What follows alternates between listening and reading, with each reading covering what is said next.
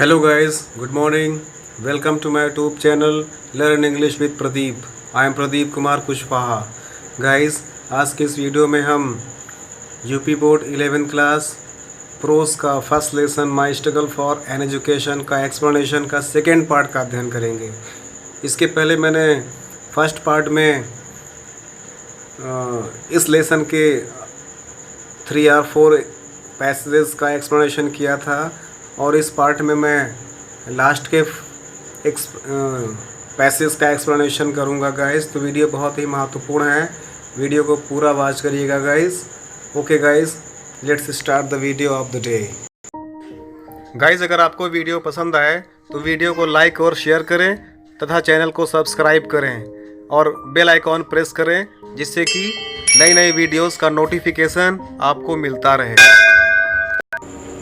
Hello guys, आज की इस वीडियो में हम 11th class pros first lesson my struggle for an education शिक्षा के लिए मेरा एक संघर्ष ब्रूकर टी वॉशिंगटन जी के द्वारा लिखा गया है कि सेकेंड पार्ट का अध्ययन करेंगे. इससे पहले मैंने एक वीडियो बनाया था जिसमें मैंने इस चैप्टर का फर्स्ट पार्ट्स एक्सप्लेन किया था और इसको आप लोग देख सकते हैं जो लोग नहीं देखे हैं. आज इसका सेकेंड पार्ट लेकर के आए हैं. वीडियो शुरू करते हैं. अभी तक हमने जाना कि कैसे जब बुकर टी वॉशिंगटन एक कोल माइन में काम कर रहे थे, वहाँ पर उन्होंने सुना कि 2 कोयले की खान में काम करने वाले लोग एक ऐसे स्कूल के बारे में बात कर रहे थे जो कि कलर्ड पीपल्स के लिए था और हायर एजुकेशन वहाँ पर दी जा रही थी. राइटर ने डिटरमाइन किया कि वह स्कूल पढ़ने को अवश्य जाएंगे और उन्होंने किसी भी तरह से अपने आप को मैनेज किया. अपने मदर से परमिशन लिया, अपने भाई से परमिशन लिया, कुछ हेल्प भी किया उन लोगों ने. इस प्रकार से वह निकल पड़ते हैं पढ़ाई करने के लिए. 1872 को वो किसी भी तरह से रिचमंड शहर पहुंचते हैं आधी रात को. चूँकि वहाँ पर कोई भी उनका एक्वेंटेंस नहीं था, कोई परिचित व्यक्ति नहीं था, जिस कारण से उनको गलियों में ही चलना पड़ा. और शहर में पहली बार इतने बड़े शहर में वो गए थे तो उन्हें नहीं मालूम था कि कहाँ जाना है, क्या करना है. और सीधे गलियों में चलते गए. जब वो बिल्कुल रूप से थक गए थे, वो चलने में सक्षम नहीं थे, तब वो एक ऊंचा रास्ता था, एक पुल टाइप में था, उसके नीचे रात्रि में विश्राम करने के लिए लेट जाते हैं. और पूरी रात वह अपने ऊपर पैरों के चलने के निशान, आवाज़ें महसूस करते रहते हैं. लेकिन वह इतना थके हुए थे कि वह बिल्कुल भी उठ नहीं पाए. जब सुबह उठते हैं, फ्रेश होते हैं, देखते हैं, थोड़ा मौसम सफ़ा होता है, जब मॉर्निंग होती है, रोशनी आती है, तो उनको एहसास होता है कि वो एक बड़े से कार्गो या बड़े से भारवाहक जहाज़ के बगल में लेटे हुए थे और वहाँ से पिग आयरन या कच्चा लोहा उतारा जा रहा था. वो भी शिप कैप्टन के पास जाते हैं, उनसे रिक्वेस्ट करते हैं, परमिशन मांगते हैं और वो भी कुछ पैसे कमाने के लिए, जिससे कि वो अपना ब्रेकफास्ट की व्यवस्था कर सकें, उस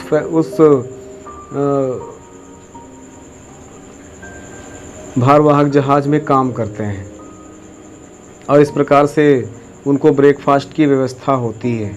अब उनको ऐसा लगता है कि क्यों ना वो कई दिनों तक लगातार इस वेसल में काम करते रहते हैं, तब उन्हें कुछ पैसे इकट्ठा हो जाएंगे जिससे वह बड़ी आसानी से हैम्पटन शहर पहुंच जाएंगे.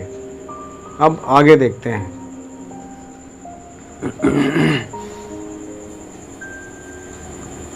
My work pleased the captain so well that he told me I could continue working for a small amount per day. मेरे काम से खुश होकर के कैप्टन ने मुझे लगातार काम करने की अनुमति दे दी थी, जिससे कि मैं थोड़े पैसे कमा सकूं every day. This was very glad to do. मुझे वहाँ पर काम करना बहुत ही अच्छी बात थी, मेरे लिए सही था. I continued working on this vessel for a number of days. मैं लगातार कई दिनों तक उस वेसल में या उस भारवाहक जहाज़ में काम करता रहा. After buying foods with my small wages means मजदूरी, अपनी मजदूरी से कुछ भोजन खरीद लेने के बाद, there was not much left to pay my way to Hampton. मेरे हैम्पटन शहर जाने के लिए बहुत थोड़ा बचता था. अर्थात भोजन खरीद लेने के बाद उन पैसों में से मुझे इतना पैसा नहीं बचा जिससे मैं हैम्पटन शहर पहुंच सकूं.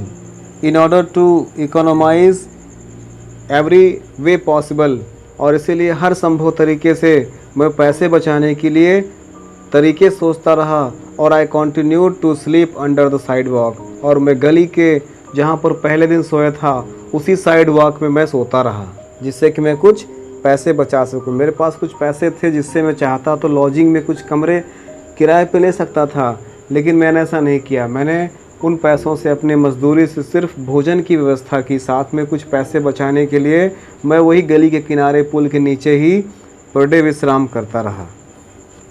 When I had saved enough money, जब मैंने अधिक पैसे कमा लिए थे, with which to reach Hampton, जिससे कि मैं हैम्पटन शहर पहुंच सकता था, I thanked the captain of the vessel, मैंने उस जहाज़ के कैप्टन को थैंक्स बोला उनके उस दयालुता के लिए, and started again, और फिर से मैंने अपनी यात्रा शुरू कर दी।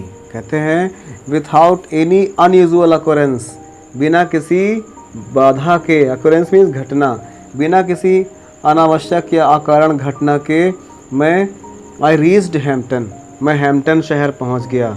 With surplus of exactly 50 cents with which I could begin my education. कहते हैं लगभग 50 सेंट्स की अधिकता के साथ मैं, अर्थात जब मैं हैम्पटन शहर पहुंच गया तो मेरे पास 50 सेंट्स बच भी गए थे, जिससे मुझे अपनी एजुकेशन शुरू करनी थी।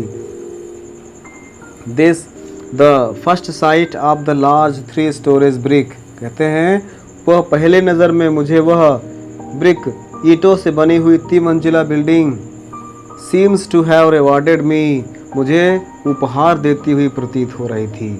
जब मैं उस स्कूल के पास पहुंचा जो कि पक्की ईंट की 3 मंजिला बिल्डिंग बनी हुई थी, उसे देख करके मुझे ऐसा प्रतीत हो रहा था जैसे वह बिल्डिंग मुझे प्राइज़, मुझे उपहार दे रही थी। Undergone in order to reach the place, कहते हैं जैसे मैं उस स्थान पर पहुंचा, जब मैं उस 3 मंजिला बिल्डिंग के सामने पहुंचा, मुझे वह उपहार देती हुई प्रतीत हो रही थी। The sight of it seems to give me a new life, वहाँ का दृश्य मुझे नया जीवन देता हुआ प्रतीत हो रहा था। उस दृश्य को देख करके मुझे ऐसा लग रहा था जैसे वह दृश्य मुझे नया जीवन दे रहा हो। आगे बढ़ते हैं। As soon as possible after reaching the ground of the Hampton, जैसे ही संभव हो सका मैं हैम्पटन की ज़मीन पर उतरा। मैं अपने आप को चाहता था कि I present myself before the head teacher for assignment to the class, मैं अपने आप को हेड टीचर के सामने प्रस्तुत करना चाहता था, या मैंने अपने आप को हेड टीचर के सामने प्रस्तुत किया जिससे कि क्लास का आवंटन हो सके। असाइनमेंट टू अ क्लास, जिससे कि मुझे मेरी क्लास मिल सके, मेरा एडमिशन हो सके। और having been so longer without proper food, काफ़ी लंबे समय तक बिना भोजन के रहने के कारण, बाथ बिना स्नान के कारण, चेंजिंग ऑफ क्लॉथ बिना कपड़े बदलने के कारण, I did not of course make a very favourable impression upon her, मैं उनके ऊपर एक अच्छा प्रभाव नहीं बना सका। काफ़ी समय तक बिना भोजन के रहना, बिना स्नान के रहना, काफ़ी समय तक मैंने अपने कपड़े नहीं बदले थे, जिस कारण से मैं हेड टीचर पर अच्छा इम्प्रेशन नहीं बना सका। I could see at once that there was doubt in her mind about the wisdom of mind, कहते हैं मुझे तुरंत संदेह हो गया था कि उनके अंदर मुझे लेकर के कुछ न कुछ संदेह अवश्य होगा, जिस कारण से मेरी तरफ अट्रैक्ट नहीं हो रहे, अर्थात मुझे मेरे एडमिशन के विषय में कुछ नहीं सोच रही हैं। Admitting me as a student, कहते हैं मुझे तुरंत संदेह हो गया था कि उनके अंदर कोई न कोई संदेह अवश्य है मुझे एक विद्यार्थी के रूप में स्वीकार करने में। फिर कहते हैं for some time she did not refuse to admit me, कुछ समय तक तो उन्होंने ना तो मेरे एडमिशन करने के लिए उन्होंने हामी भरी थी, अर्थात कहते हैं for some time she did not refuse to admit me, कुछ समय तक तो उन्होंने मुझे एडमिशन के लिए रिफ्यूज़ भी नहीं किया था। Neither she did decide in my favour, और ना ही उन्होंने मेरे ही पक्ष में कुछ कहा था। काफ़ी समय तक जब मैं उनके पास रुका हुआ था कि शायद वो मुझे मेरे एडमिशन संबंधी कुछ बात करेंगी, मुझसे कुछ कहेंगी, तो ना ही उन्होंने मुझे मेरे पक्ष में कुछ कहा और ना ही उन्होंने मेरे विपक्ष में अर्थात ना ही उन्होंने हाँ या ना में कोई जवाब दिया था। I continue to linger about her, लेकिन मैं लगातार उन्हीं के पास रुका रहा। टू इम्प्रेस हर, उनको इम्प्रेस करने के लिए। टू ऑल दैट वे, हर प्रकार से। आई कुड, जो मैं कर सकता था। विथ माई वर्थनेस, अपनी योग्यता के अनुसार। अपनी योग्यता के अनुसार जितना भी मैं कर सकता था उनको इम्प्रेस करने के लिए, अपने ज्ञान को दर्शाने के लिए मैं वो अधिक से अधिक प्रभाव बनाने की कोशिश कर रहा था। इन द मीन टाइम, कहते हैं मीन टाइम में, आई सा हर एडमिटिंग अदर स्टूडेंट्स, मैंने देखा कुछ अन्य लोगों को एडमिशन पाते हुए। कहते हैं मीन टाइम में, दोपहर के समय मैंने देखा कि कुछ अन्य लोगों का एडमिशन हो रहा था। And that added greatly to my discomfort, और जिसने मुझे अधिक निराश कर दिया था। जब मैंने देखा कि मेरा एडमिशन नहीं हो रहा है और कुछ अन्य लोगों का मीन टाइम में एडमिशन हो रहा है, तो जिससे मुझे अधिक दुख होता है, मुझे अधिक कष्ट होता है। फिर कहते हैं I felt deep down in my heart, मैंने अपने दिल में काफ़ी दुख का अनुभव किया। दैट, यह सोच करके कि I could do as well as they, मैं भी वो सारे काम कर सकता था जो वे कर सकते थे। If I could only get a chance to show what was in me, अगर मुझे एक मौका मिल जाता है यह दिखाने के लिए कि मेरे अंदर क्या है, अगर मुझे मौका मिल जाता है दिखाने के लिए कि मेरे अंदर क्या है, मैं भी वो सारे कार्य कर सकता था जो अन्य लोग कर सकते हैं और जिनका एडमिशन हो रहा है। After some hour had passed, काफ़ी समय बीत चुका था। The head teacher said to me, तभी हेड टीचर ने मुझसे कहा, क्या कहा? That joining recitation room need sweeping, अतिथि कक्ष को या संगीतिक कक्ष को सफाई की आवश्यकता है। Take the broom and sweep it, झाड़ू लो और इसकी सफाई करो। It occurred to me at once that here was my chance, जैसे ये घटना घटी तुरंत मुझे एहसास होता है कि यही मेरा मौका है। At once that there was my chance, मुझे यह मालूम चला कि यही मेरा मौका है। Never did I receive an order with more delight, कहते हैं नेवर डिड आई रिसीव, मैंने कभी भी स्वीकार नहीं किया था। एन ऑर्डर, एक आदेश, विथ मोर डिलाइट, इतनी अधिक खुशी से। पहले मैंने इतनी अधिक खुशी से किसी के भी आदेश को स्वीकार नहीं किया था। जब ही टीचर ने मुझसे कहा take the broom and sweep the recitation room, and I thought that this was my chance. If I did it well, then I could make a best impression upon the head teacher and this will be my chance to get admission there. आगे बढ़ते हैं। I swept the recitation room 3 times, मैंने तीन बार I swept the recitation room 3 times, मैंने स्वर पाठ कक्ष को अर्थात मैंने संगीतिक कक्ष को या अतिथि कक्ष को 3 बार झाड़ू लगाया था। And I got dusting cloth, और तब मुझे डस्टिंग क्लॉथ मिलता है।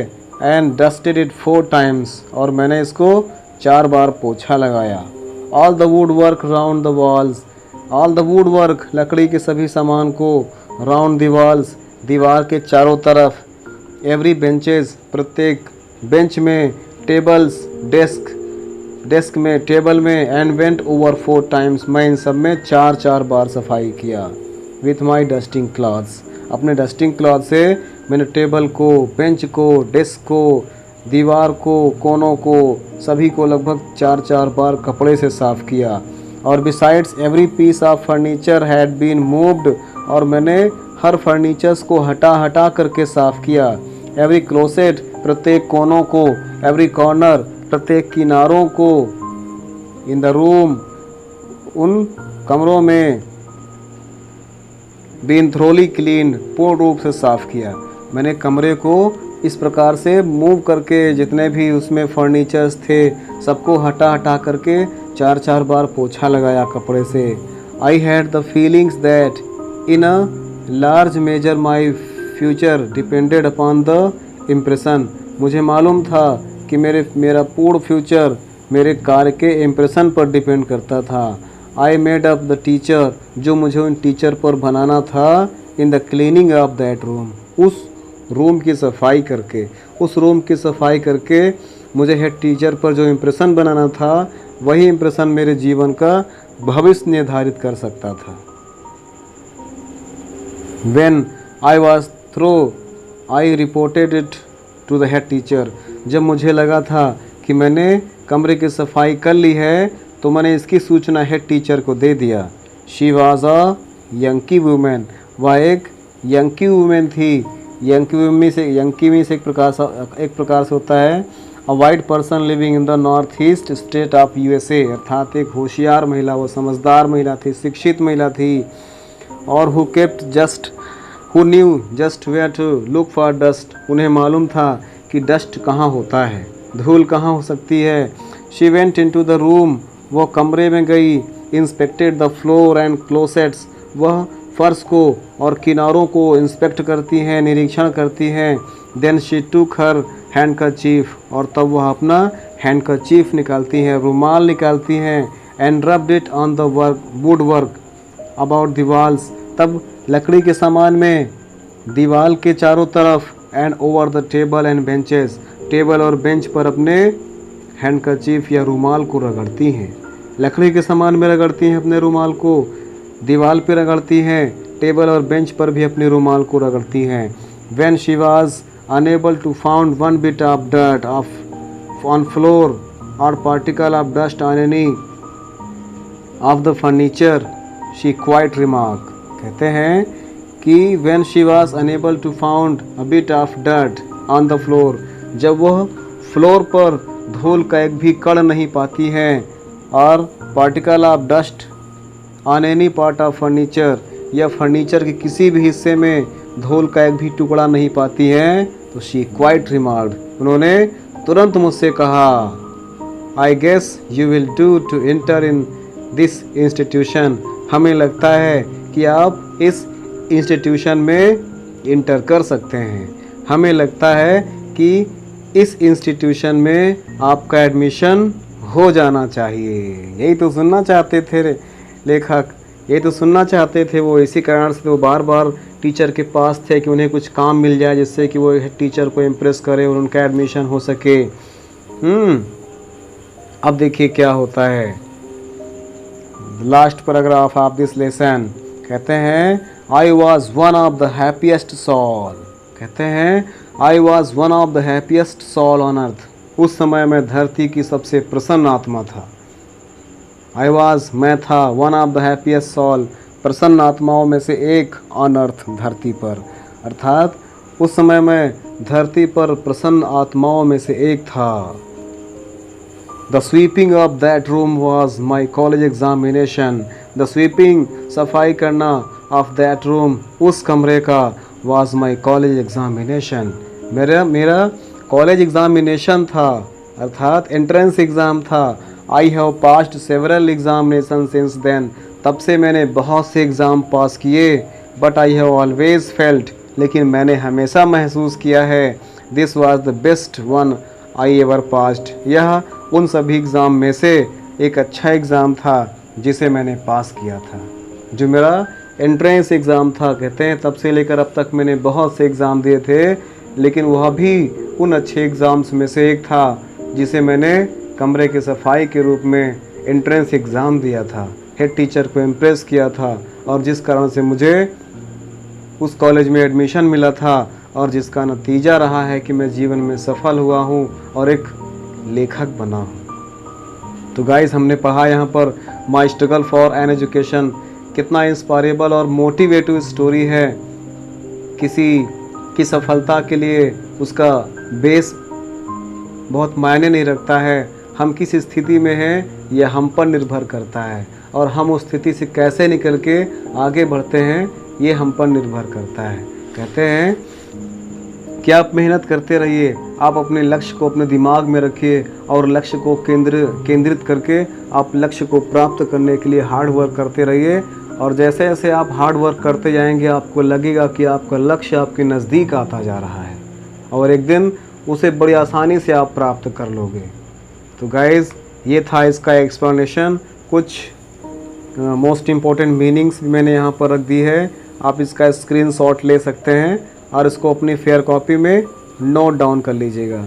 ये मोस्ट इम्पॉर्टेंट मीनिंग्स है, इसको आप स्क्रीनशॉट ले लीजिए, फेयर कॉपी में नोट कर लीजिएगा।